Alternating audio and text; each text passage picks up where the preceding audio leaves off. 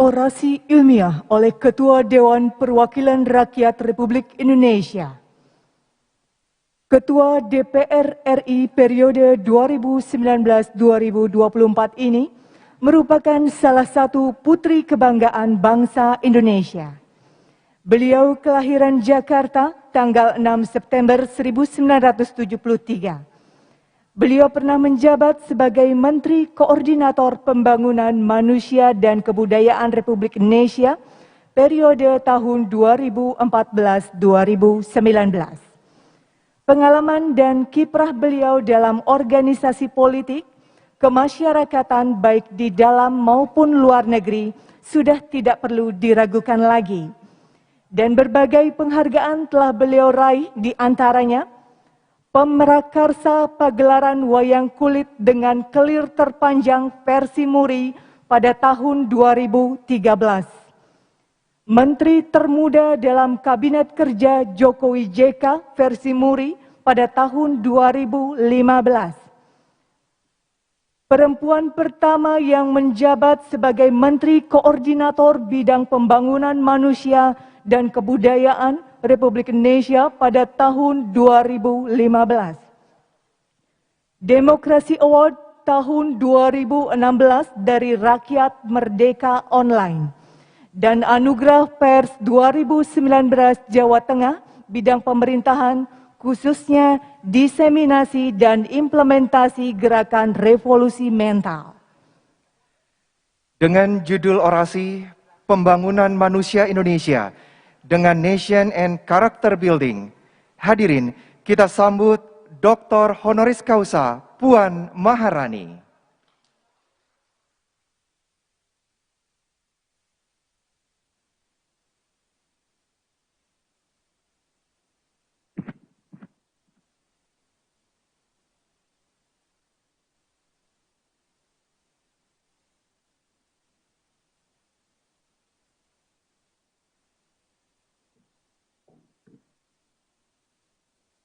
Assalamualaikum warahmatullahi wabarakatuh. Salam sejahtera bagi kita semua. Om Swastiastu, Namo Buddhaya, salam kebajikan. Yang saya hormati Gubernur Provinsi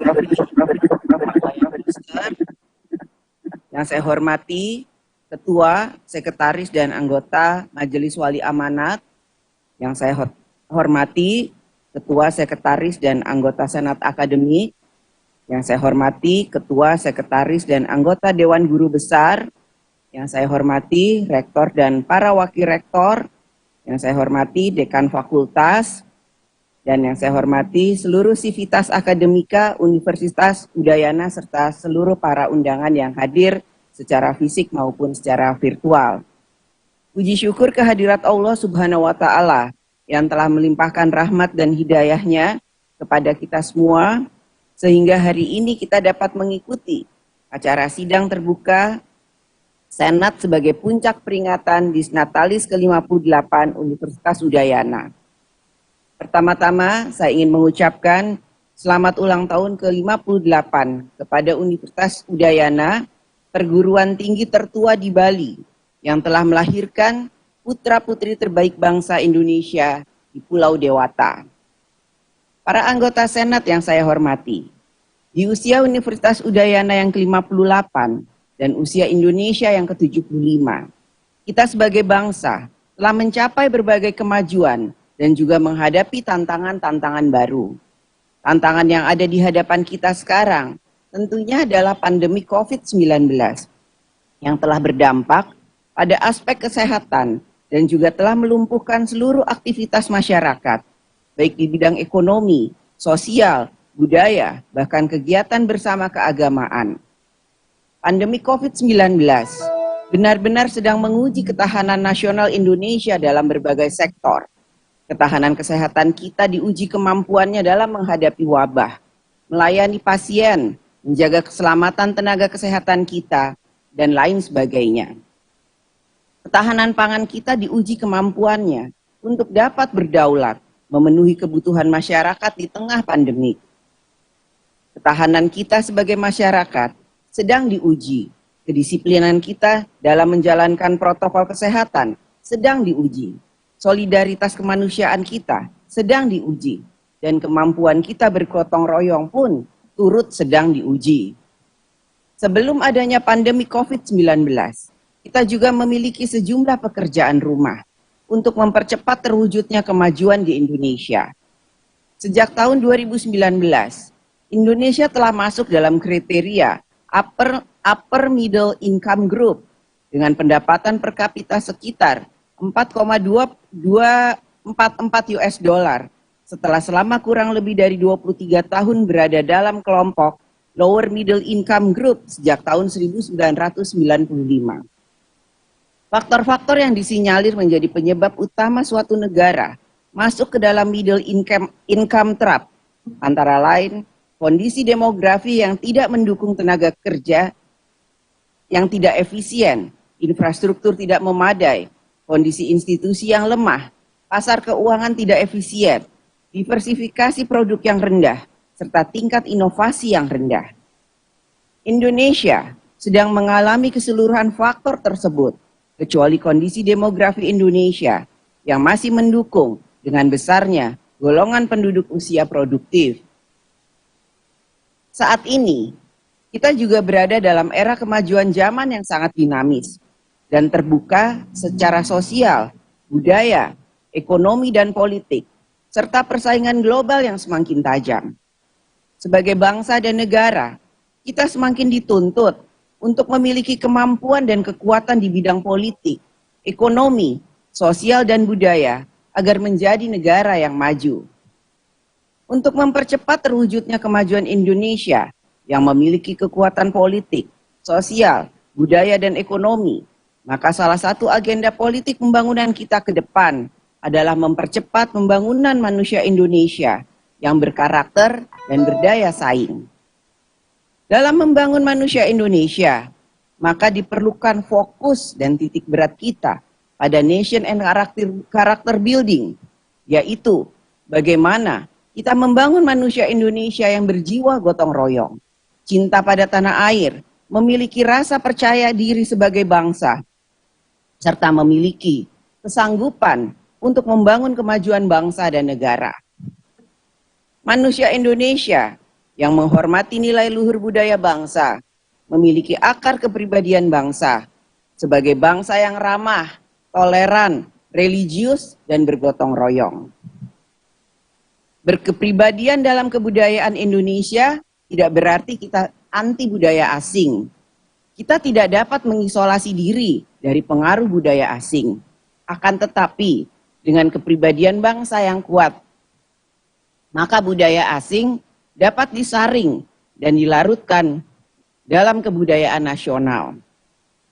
Kepribadian nasional juga tidak menghilangkan identitas budaya daerah, karena seluruh kebudayaan yang ada di Indonesia memiliki satu benang merah yang sama, yaitu budaya berketuhanan, budaya berkemanusiaan, budaya bersatu, budaya bermusyawarah, budaya berkeadilan yang dapat diperas menjadi satu, yaitu gotong royong.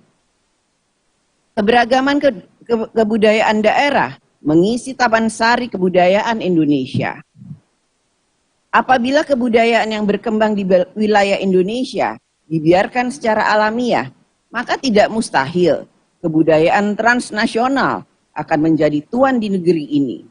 Tidak ada lagi jati diri keindonesiaan, jati diri yang bisa dibanggakan. Di dalam hal itu, pendidikan menjadi cara yang sangat strategis.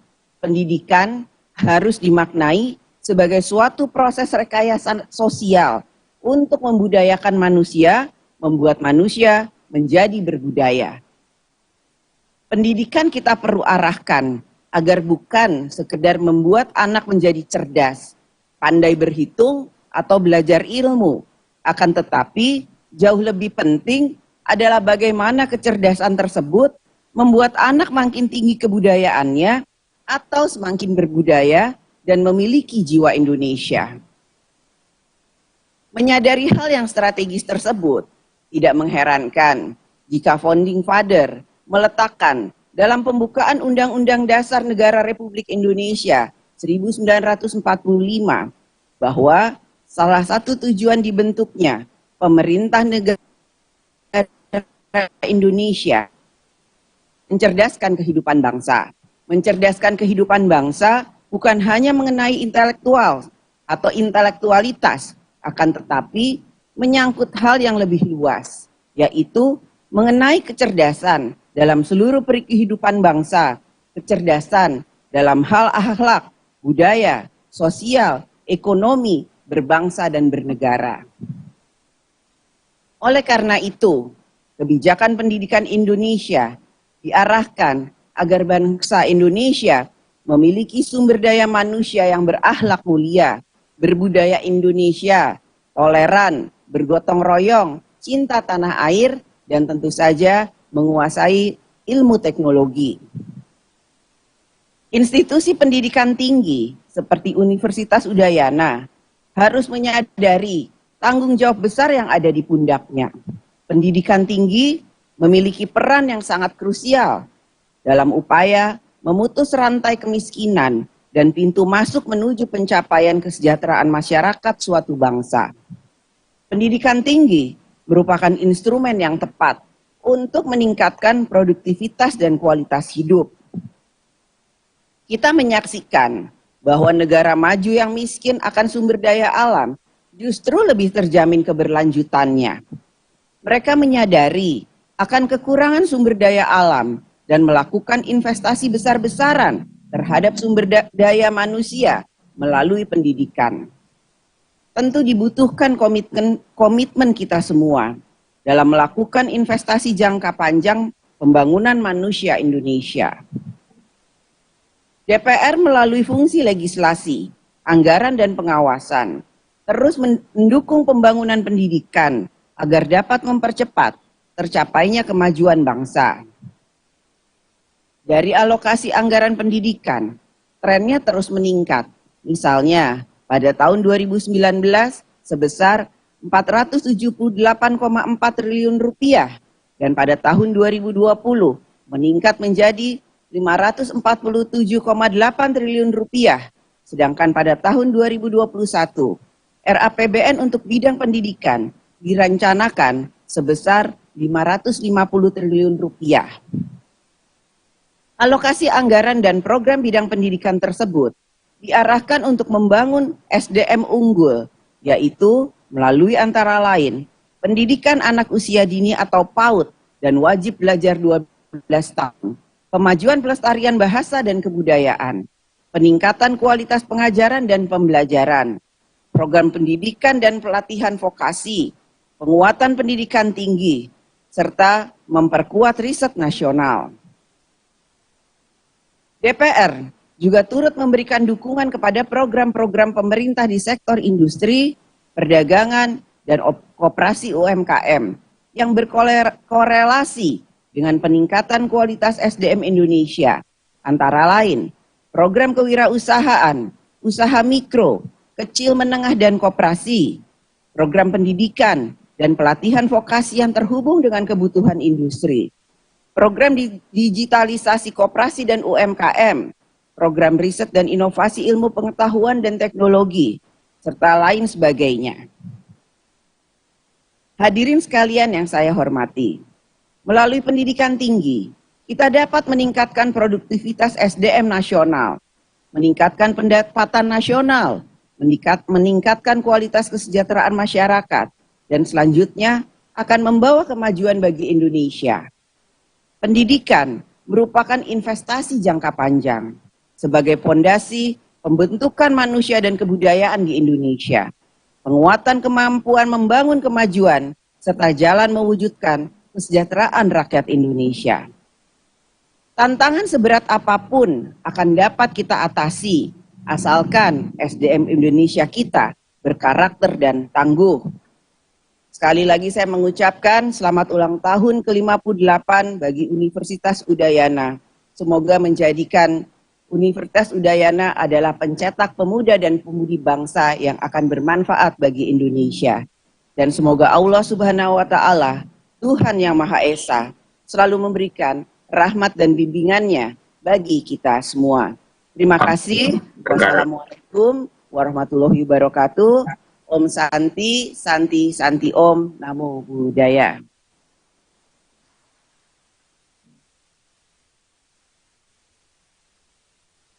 Baik, terima kasih Ibu Dr. Honoris Causa Puan Maharani. Dan hadirin, demikianlah orasi ilmiah dari Ketua DPR Republik Indonesia.